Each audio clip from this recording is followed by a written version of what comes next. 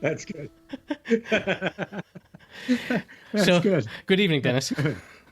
Nice to That's talk to pretty you good. again. Yeah. Well, here we are. Once again. So, No, what? Try to explain this to people. This is don't just what happens when it's don't 5 o'clock, right? don't. So, how's your Well, hand? How's your hand? New new Velcro deal comes off and on. Nice. For the first time, you can see the scar. There it is. That's Okay. it. Okay. Hard to see. Well, that's the But best kind of yes, scar. now I'm strap in, strap, and strap. Nice. Good to go. You ready for battle? Working on the house. Got all the contractors in. They raised the house 3 inches from the center in this Herculean thing with all sorts of jacks and 4x4s and 2x10s, and they joisted it all up, made the house level again, and the walls in the 100-year-old house that were old with lath and mortar Yeah. shift. They can shift, and the old plaster they use with horsehair can shift. So the Plaster with horsehair? house shift, yes, plaster with horsehair mixed into it. It was flexible, so the house sunk over the course of 100 years. And when we jacked it back up over the course of a week, there were mostly little cracks, and that's all. Nice. And then 2 places where the wall bulged out. So I had to go through there and tear those puppies out. And it aggravated my cough, which you might hear, but it's good. And now the painters are there, and we're leaving for 2 weeks. We're going to New Orleans Monday. I got one more day at the house, and then it's time to party a little bit. So, seems like there might be a little homophone problem if you tell someone to raise your house, because RAZE is destroy, but if you they need to understand that you don't mean to burn the house to the ground like your previous house. That's well, that's funny. Because yeah, that's funny. I raised my house. Yeah. Right. Well, that could be I lifted. You lifted your house. The house was lifted. Nice. So now with the cracks exposed, the mudders, the plasters go in, patch the cracks, mud over the top of it, get ready to paint. Cleaners clean the whole house. Do you need Lots more? of stuff. Do you need more horsehair, or do you have enough? I'm actually using my pubic hair, which is coming out now when I yank on it pretty strongly. Right. So we're mixing that up with the plaster. Well, that is the strongest substance known. So you ought to know about this. I don't know.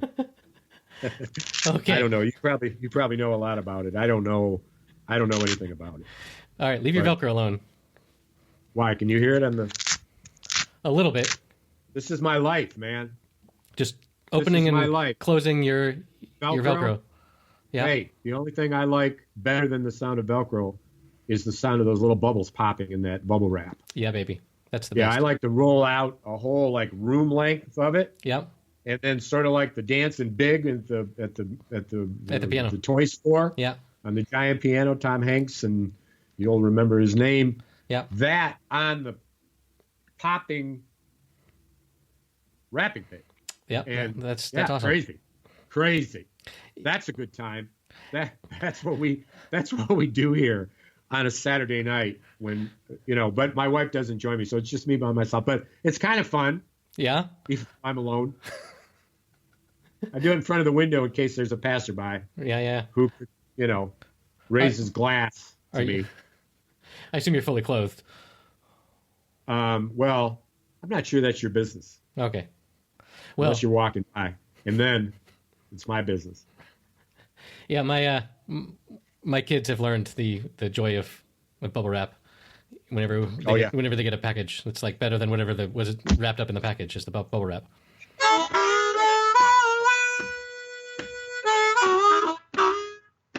How are the little booger eaters? Well, the 9-year-old turned 10 years old. Oh yes, happy birthday! So, it's been a I've been a father for a decade now, wow. Which is pretty wild. Yeah. Yeah. So we're actually, that was last weekend, and we're having the birthday party with all her friends this coming weekend. That's crazy. But those are crazy times. Yeah, and she's graduated from the place where children have their birthday parties to places where preteens have their birthday parties. Huh. Which Yeah. Like she totally considers where all her previous birthday parties to be, just child's play. No. Yeah. No. Silly stuff. No. She's double digits. That means something. Double digits means something. All the digit birthdays mean some 10, 20, 30.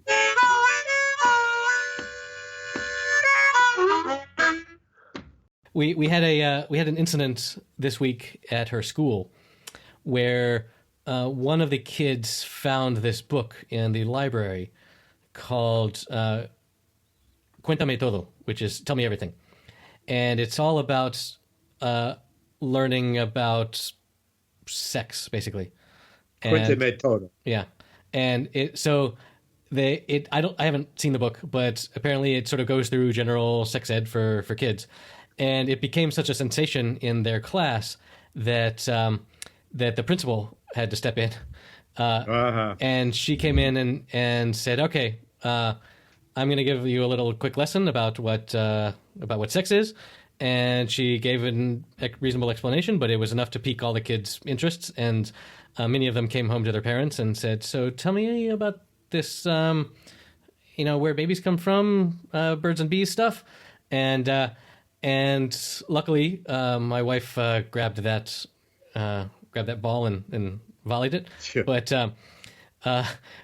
it was really kind of interesting that I don't recall at fourth grade talking about those things. Yeah. It wasn't until at least sixth grade when the boys got split up and we learned about, what an erection is and stuff like that. Well, wait a minute. And we didn't learn anything about fallopian tubes or anything like that. So I have a question. Yes. What is an erection? Yes. Well, when does it stop being a chubby and become an actual erection? Well, it involves engorgement with blood in some sense, and it's funny when you say that. Your head seems to bulge out on the screen. It might be the scotch. Well, it was this weird thing. Part of me is engorged with blood, so.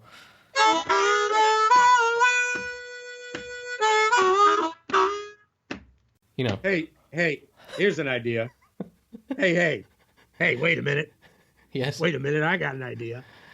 What if? Yes, Louis Armstrong? When we were on the screen, that we ended up in a magic channel, and either one of us could on the screen be like a cartoon character just by talking about it and thinking it through. And then that would be funny. Yes. There is actually a podcast I've seen, like, it's claimed to be the most successful podcast ever. That was a callback to a recent episode that we had. It's from the creators of the British Office. They had they had a show. They had a podcast called The Ricky Gervais Show, I think it was called. But it was so popular. It was like, this was right at the dawn of podcasting, but it was the most downloaded podcast. Yeah, right. But anyway, on YouTube, people have gone back and animated it so that whatever they recorded in the studio is animated with all of the people talking, which is that's cool. Creepily like what you just said. That's way cool.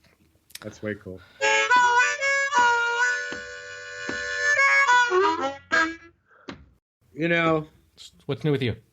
This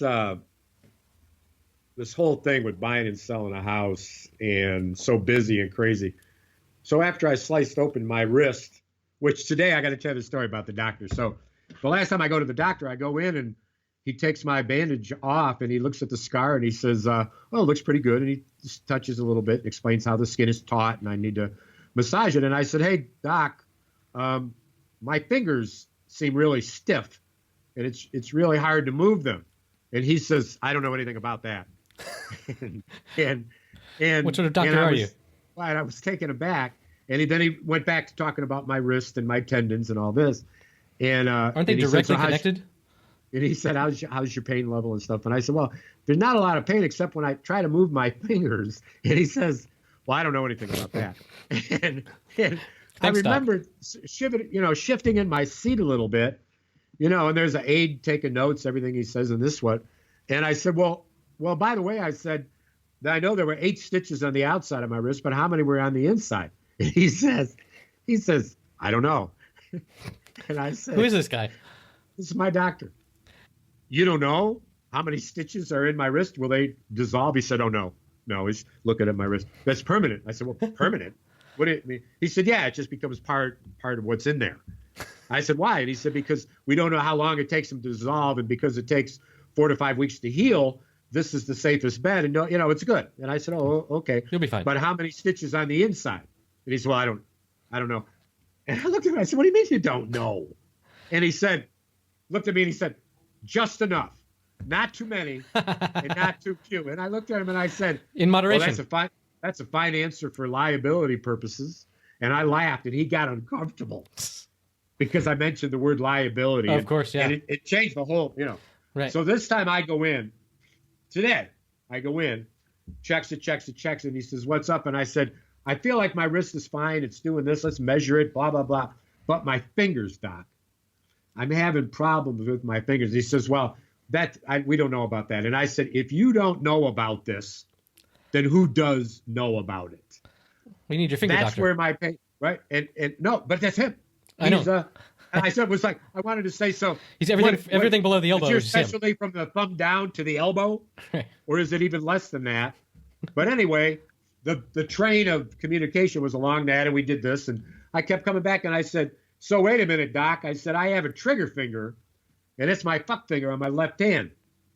And it's a trigger finger, meaning that when I squeeze it for very long and I try to open my fingers, that one locks, and I can't open it. Your middle finger locks, right? Reach over, and I hit it like this, boink, and it pops up. Really? So while I was in the doctor's office, I had that finger up, and I said, let me show you. No. And I started to get my finger, and I said, and I touched his arm, and I said, I assure you that what's happening with my finger has nothing to do with you.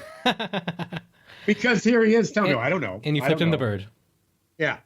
And then I said one more thing, and he finally looks at me square in the eye, and he says, look, there are residual impacts all over your hand and your wrist because of this contusion and this damage. Right. We don't exactly know what it all is, and we don't exactly know how long it will last. And we never will. And all we know is the healing process takes 4 to 5 weeks, so be patient, and anything we got to work out, we'll work out over time. Good? And I said, that's the answer I was looking for, Doc. Right. Good day. Good day. And off he went, tail between his legs, running back to his office. You left us at one point with the you were going to investigate his Palestinianness. Only to the extent that I got his name and I wrote it on a piece of paper, then lost it. Good job, Dennis. Good job. Well, no. One more nameless Palestinian. Easy, fuckface. All I didn't lose it. I think it's in my in basket where I put all my medical. It's thick.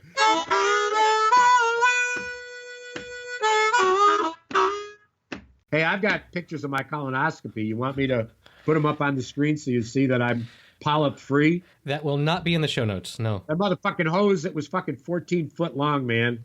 It came up through my mouth, and I didn't want it to hit my teeth, so I bit down on it. It was awful.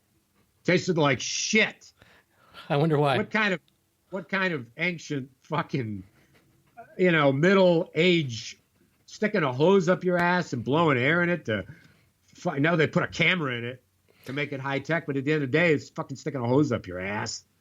Fucking next is leeches. Well, attached to your colon, put them up your ass, and they'll eat the fucking polyps off, man. That's where we're headed. I mean, leeches were before. This is new high tech stuff. They're going to marry the new with the old. It's the no. The Trump Trump way. No, it's nanobots. They're going to put these little tiny robots that climb up your ass. And they're going to be the ones that, we're not using biological remedies anymore like that. It's going to be little nanobots that that are just swimming around inside your body all the time. That's fucking gross, man. When do you fucking lay in bed and think of this shit? No wonder your fucking head swells when you talk about an engorged dick with these fucking crazy ideas you have. I work all day, every day. I don't have time to think about the things that you think about. And the things that you think about are fucking incredible to me. Where do you? I don't have time to think. So good for you. That's all I have time for is thinking about. Do you sometimes sit back in your chair and just think? Sometimes. Oh wow! Do you smoke a pipe? I do not. I do. Well, it's not a pipe, but.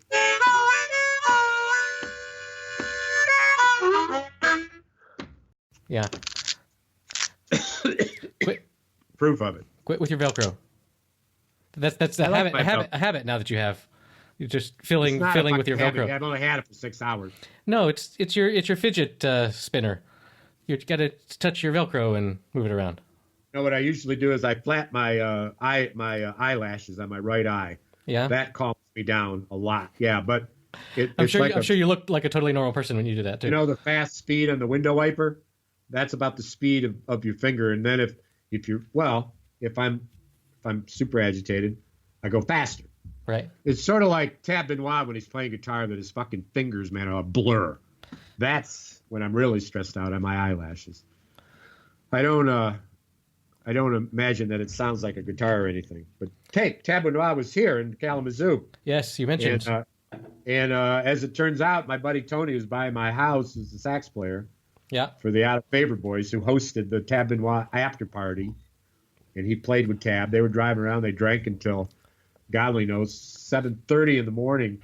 They were in front of my house, and Tony was showing Tab the house, and Tab said, let's knock on the door. And it's like, what the fuck? I got up at 5 every day. I mean, Tab would have knocked on the door. I mean, it would have been like, but he was right there, man. Yeah. He was right there. You would have been like, hey, man, have a cup of coffee. Hey, come on in, man. Coffee and, we'll put a little bourbon in the coffee. We'll do a little Louisiana morning coffee. Nice. What a show he put on, man. With Jake Kershaw. Started when he was 16, man. He's 19 now. In fact, one of the things I want you to do is Google Jake Kershaw and look at his new album and tell me, I don't know if you can objectively because people aren't objective. I already have.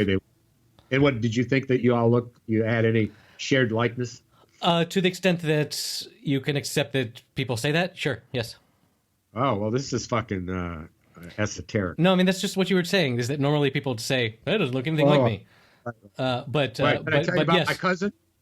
Did I tell you about my new cousin? Listen to this. You have a new cousin. Listen to this. Listen to this. I'm listening. Here we go. Everyone listen. My dad. Stop what you're doing and listen. My dad had a sister, my aunt, and we found out that in 1954 she had a love child. Ooh, and an unknown cousin. And this 64-year-old guy, right? Yeah. Right? Yes. He looks like fucking me. Whoa. He's the first cousin.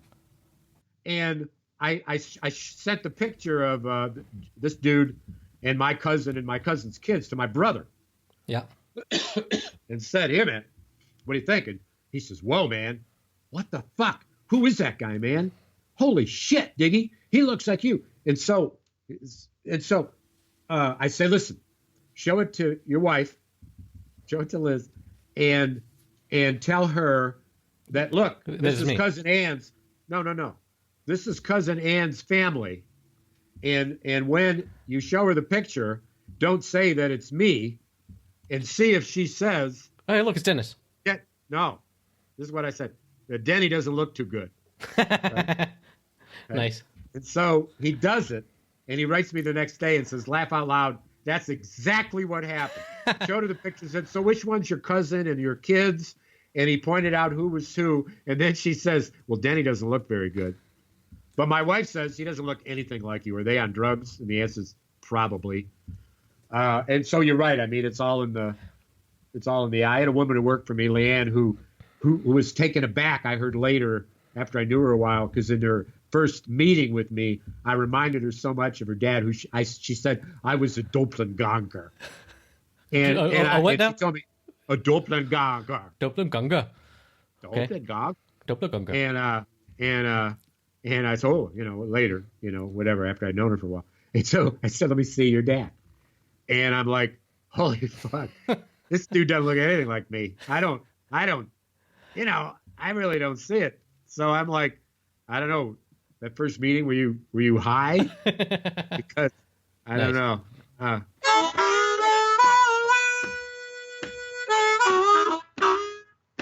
I recently saw a movie that came out last year called Three Identical Strangers, and it's a documentary about about these triplets that were divided at birth, and how they discovered each other when they were college age, and just how freaky that must be, because it's one of those things that anyone can imagine.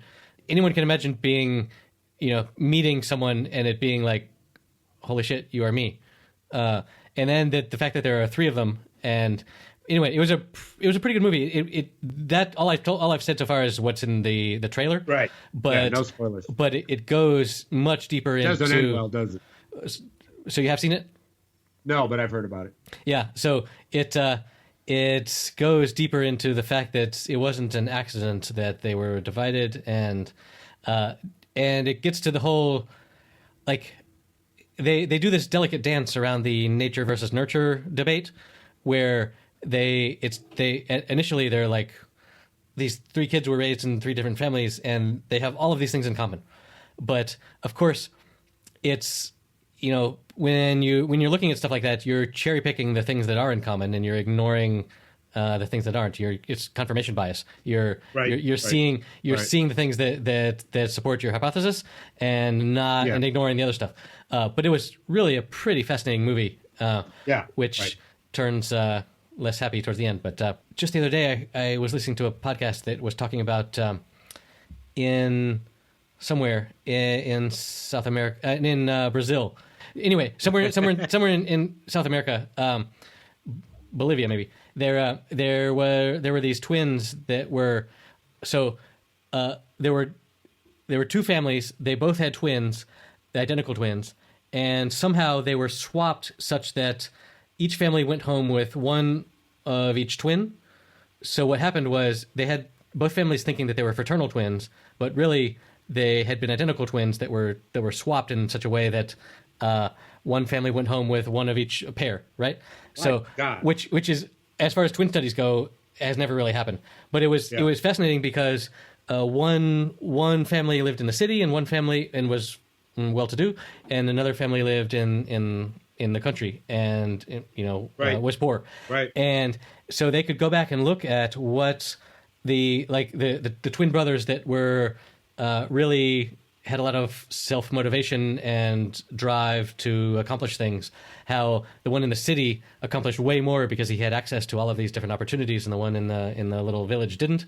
And the other one where they didn't have so much drive, but they had some other quality, and one of them thrived better in the poorer community. But it was just a bizarre study of what we are. But so. you know that in fact is the story of Jesus H. Christ. It is. Because of his twin brother, hilarious. Well, we touched on this before. Yes, once upon a time. Brothers, but what we didn't indicate, as now is revealed as we speak, is that they were, in fact, is this a spoiler? Twins. Oh. No. The movie rights, we're working on it, but, we're trying to resurrect all of Monty Python. John Cleese will play the beggar who walks funny.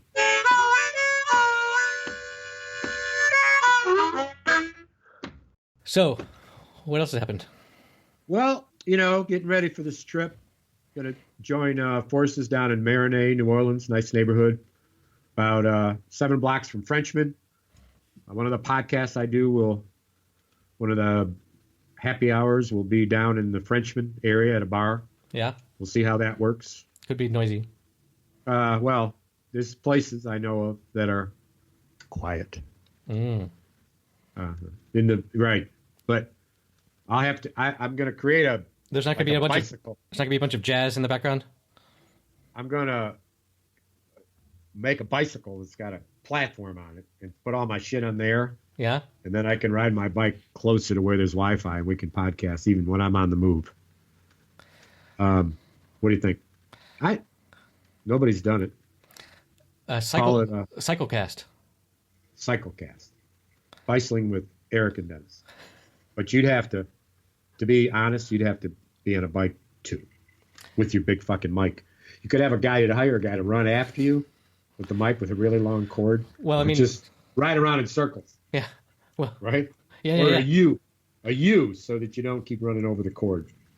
But this is just some ideas. I'm just spitballing here. I A mean, lot of fun stuff.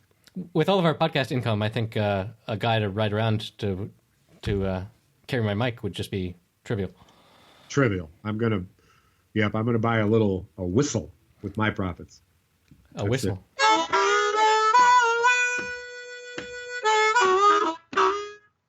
Yeah. So nice. Should I tell you the story about the whistle?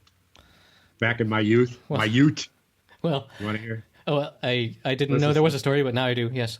Okay, so near my house, growing up, there was logs that were dumped by the power company where we used to hang out and play tag on the logs, running around, real fun, jumping from log to log. And we would sit and talk around there. And one day I came up, and the logs were in a big pile, and then to the right of it is a little bit of a field with a little downhill run to it, but it's grass.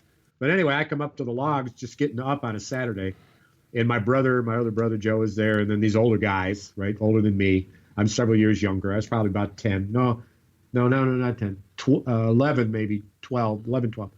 So I go up, and they're sitting, we're talking. I sit down, and one thing leads to another. One of them says, my brother Joe says, hey, we have a whistle. Do you want to blow it? I said, oh, yeah, sure. And he handed me the whistle, and I blew it hard, and this liquid came out all over it. It was their fucking piss. They had pissed Jesus. in the whistle. A piss whistle. Given it... That's right. The piss whistle. I never had a name for this story. I've been telling it for fucking 50 years. Yes. Pissle. Yeah. The modern pissle. Yeah. I don't know. I can't remember much. I think I was embarrassed. Of course, I got up and went home. But my revenge on my older brother was that in that field next to the logs, that downhill run was where we pole vaulted. And we had constructed a pole vault there. And because it was downhill, we had the advantage. Right. So about halfway down, I dug a hole that was about a foot wide and about 8 10 inches deep, big enough for my brother to step in and twist fucking break his fucking leg, which was my intent. Right. Spoken out loud when I was digging the hole and covering it up with twigs and leaves and then grass. So speed ahead, and there he is sometime later that day with the pole vault ready to go. He starts bouncing down there. He's going to just and he misses run, it. and he hits it. And? Falls down and twists and rolls. And I ran because I knew that he would know it was me, and he did. And he picked up his pole vault. No. And I was running to my house, which is right there. Right. He threw it. He was a javelin thrower in high school. So he threw this bamboo stick that we used for pole vaulting. And just as I had reached and grabbed the screen door into the porch of my house, I heard it. And when I pulled the screen door open, I jumped. So I rolled into the house. Yeah. With my mother screaming, what's going on? And that fucking bamboo pole, he threw it, and it fucking went right between my legs and stuck in the side of the house like a fucking spear. No. Broke the wood in the siding of the house and went, bah, bah, bah, bah, bah, bah, bah, bah, bah. Wow. And my mother is screaming, what's going on? What's up? And I said, it's Joe. He's trying to kill me. Boy, that could have ended so. Oh, if that could have killed your mother. Oh yeah, my blessed mother. Wow. But anyway, I got the best of the motherfucker that night, that day, that Saturday afternoon, giving me a whistle with piss in it. Fuck you. What kind of stuff is that? A pissle. Wow. My older brother. The piss whistle. The pissle. The piss whistle. Say that 10 times if you're so clever with your big mic. Wow. So was your brother in track and field or something? I mean, yeah. Because pole vaulting and javelin throwing. Well, pole vaulting. That's like half of the decathlon. We picked that up when we were in grade school, before high school. And high school didn't have, not a lot of schools had pole vaulting. Not a lot of high schools. Was it because you had to hunt the woolly mammoths? No, it's a specialty area. You had to what? You had to what? You had to hunt the woolly mammoths with your spears. No, kangaroos. That kangaroo, mate, is pretty good, mate. Okay. Just have to ignore the pocket. I wasn't sure how old you were. Hey, so.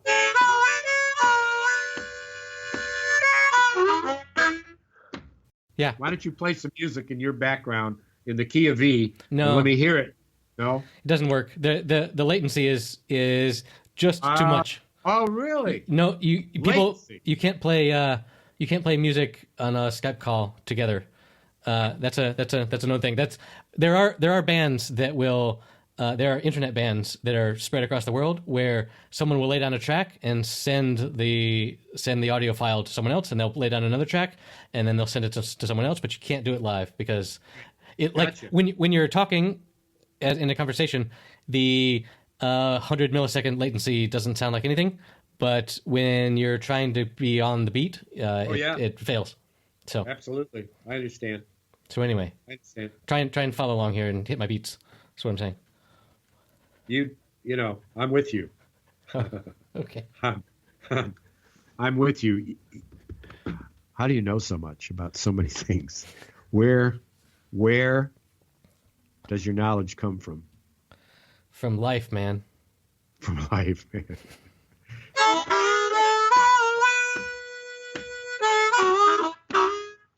"10 Years a Father." Where does your That could be the name of a movie.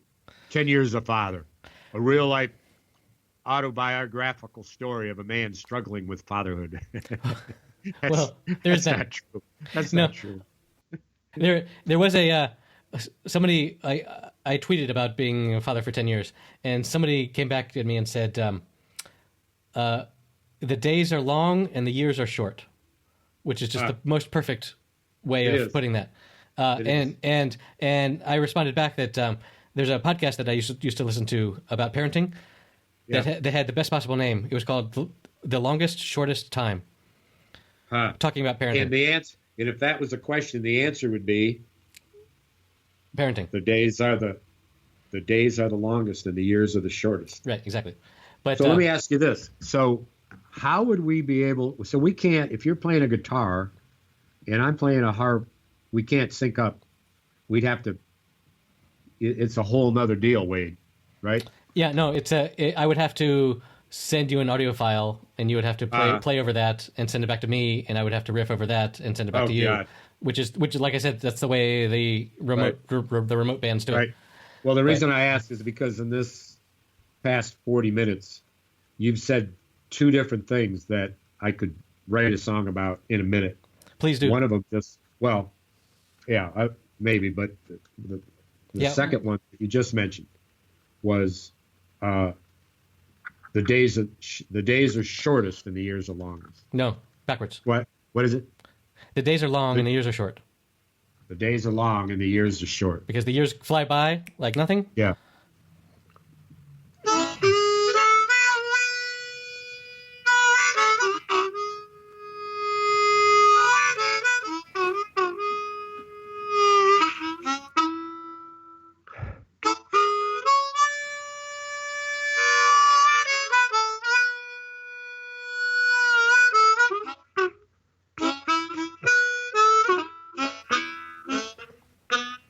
The days are long, the years are short.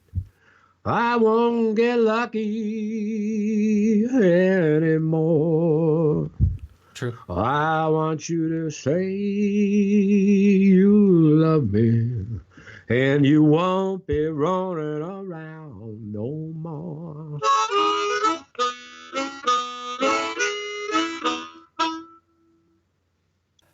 Well, Lovely. yeah, just a thought. Now, you said a phrase earlier, and then I lost it. I should have a pad here and write a note or two, but it's weird to do that. It is happy hour, so. And here's to you.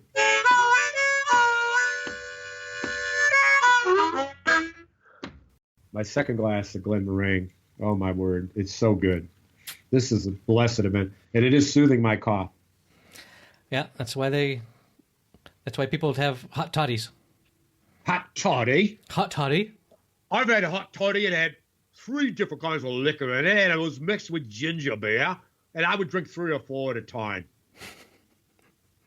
Yeah, so I think in general, certainly modern cold medicines, what they do to me is they totally just zone me out, and the only thing I want to do is lie down, which, it turns out, is the cure to the common cold. Like the only real cure to the common cold is to zap your willpower to actually try and accomplish anything in the day, and just to lie down for 24 fucking hours, and you'll feel better, and let your immune system fight it. But don't if you try and go to work, or you try and do stuff, it takes longer to solve the problem. So which is why I've never had a hangover as bad as the first and only time I ever tried NyQuil. Really? Yeah, and no wonder, the youths, you go and buy that from the pharmacy and to get drunk on. But the Ute. So one time I took whatever the dose is for a NyQuil, and man, the next morning I was just like so messed up. But like I say, because there's no cure for the cold. Maybe there's a little bit of stuff that clears up your nasal problems, but really what it needs to do is just to knock you out so that you can... It drugs you, so you sleep. That's right. So back in the college days, there were guys who lived in the complex where we lived who used to boil the Robitussin and cook it. And then they would scrape the shit off the top and drink it. And it was... These robe heads were zoned out, man. Right. I mean, like, incomprehensible. Right. Just what? So.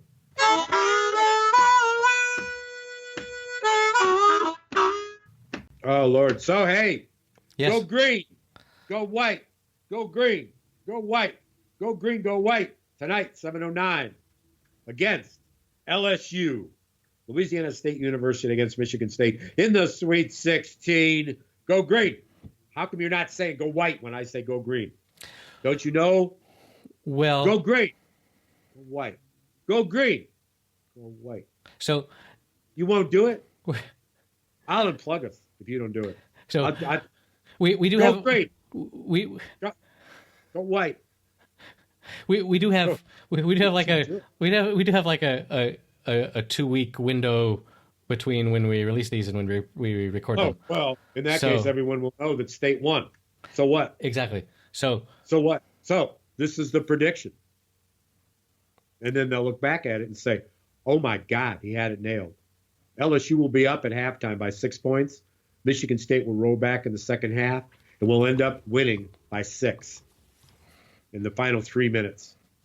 All right? Now it's recorded, and the 3 people who are listening to this. Two. What? Only 2? Well, yeah. To the both of them, check me out. I'm like fucking Nostradamus, right? I should be writing this shit down, man. I should be writing it down. I mean it. The stuff and then and the things. Like I said earlier, I don't sit around and think a lot, but sometimes a thought comes to me, and I think later, what was it I was thinking? And then I don't remember, and I think, damn, man, it was a good thought. I wish I had written it down, but you don't write it down. You don't have a pen with you. I can't ever have a fucking pen or my glasses in my pocket when I need them. It's like I have 30 pairs of glasses, and I'm without them all the time. That's like a riff. I could do music to the Velcro. You could do music to anything, I'm sure. Oh, wow. Isn't that something to say? So, wow, that was profound. Way to put me in my place there.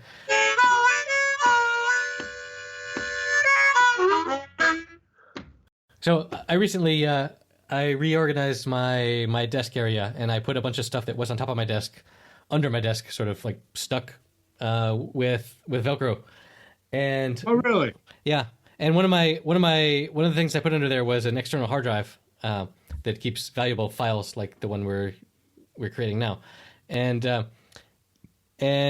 so I had these Velcro strips, and I put one strip on the hard drive. I put 2 strips on the hard drive, and then I put their mating strips on the hard drive as well with the sticky tape taken off, and I shoved it up against the bottom of the disk.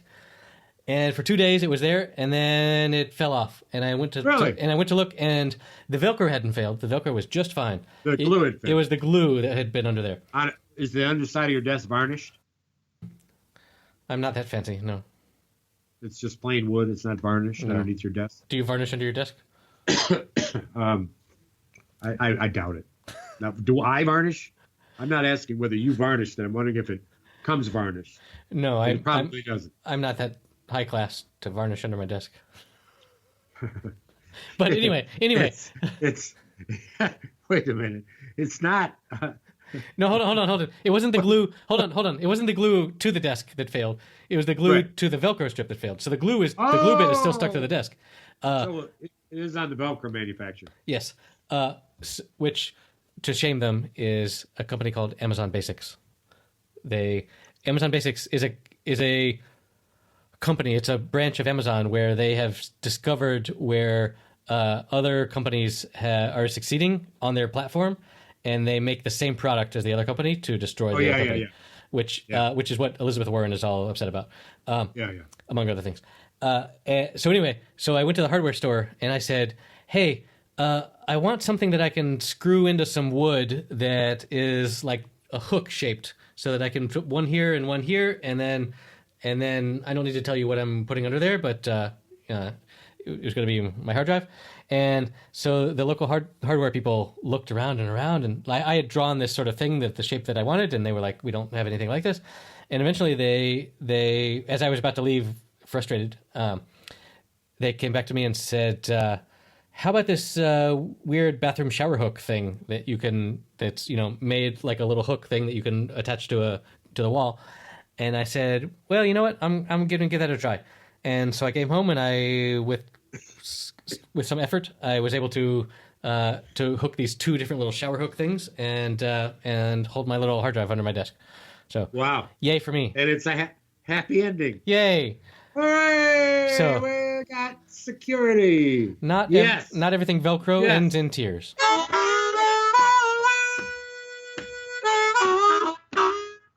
So I brought Velcro for the inside of my tent because I was irritated that when I put the tarp over the floor of my tent to make it stronger, so when you walk down, it wouldn't interfere with the bottom of the tent, the very bottom, which you need to keep. And when was this? Put Velcro out years ago. I bought the Velcro in strips all the way around the outside. I never installed it. The reason I'm telling you that, this was 30 years ago. I still think about it as something that I wish I had done. But remains to do in my retirement. Last week, as I might have mentioned, right after I bought my expensive microphone, the next day I was totally hoarse. I was like, "I can't talk." And I was just like, man, that's just the most karmic thing possible. You spend a bunch of money on a microphone that makes you sound good, and then your voice goes away. Right. Like, there you go, man. What the fuck, man? That's irony. Well, irony. So a buddy of mine went to Catholic grade school, and he tells the story about how he learned the definition of irony. And every day the teacher would ask a student, but never him, to take a note to the principal or run some errand to the principal's office. And finally, at the end of the year, almost the last day of the year, the teacher called on him and took a note. And the note went to the principal. And the note, when the principal opened it, said, "Beat this child." And he discovered the meaning of the word irony. Joseph Pathanti, the poet laureate from North Carolina. That sounds apocryphal. Apocryphal. It's an apricot, fool. Hello. Blasphemy. Oh, Lord.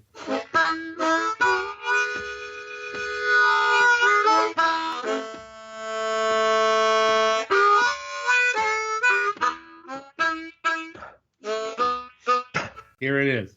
I set my harmonica down on the desk. Yeah. And as we spoke, it got all the juju sucked up. It got hot. And it's hot metal to the touch. Play that shit. Play that shit.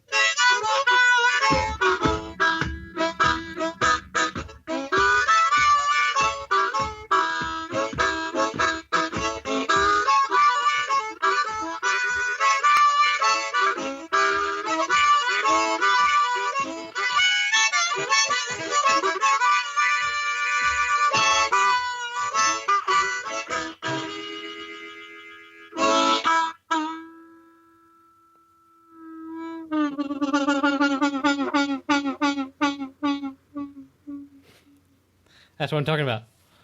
It's either that. That's it's either that or the scotch. this. You know what this? You know what the sound was? You know what this is? That's the sound that the spider monkeys love. You want to train a spider monkey, you need to be able to do this. Because when they hear it, they turn their heads and they listen to their instructions, and then they will be trainable. I have been doing research on this shit for so long. For so long. When I publish it, it will be the ultimate spider monkey resource. I mean, I think most of our listeners are already spider monkeys. So They are? So could we try to make that happen? Who listen to this? Who has access to spider monkeys? You and me. Numbers. You and me. Well, zookeepers.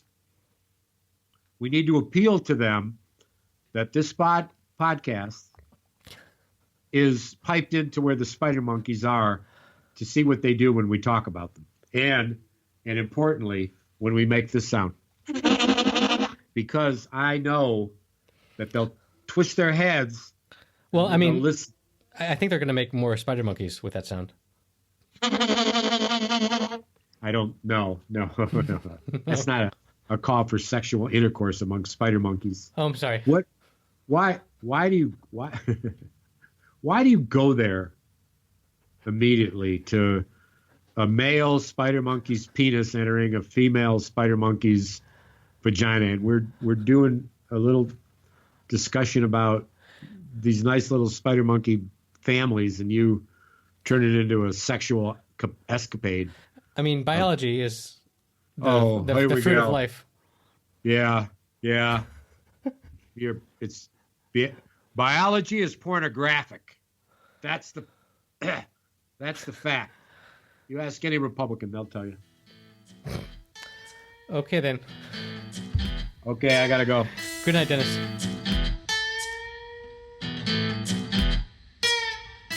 Okay, that's all the time we have for today. If you enjoyed what you just heard, you can support us by telling a friend or sharing us on social media.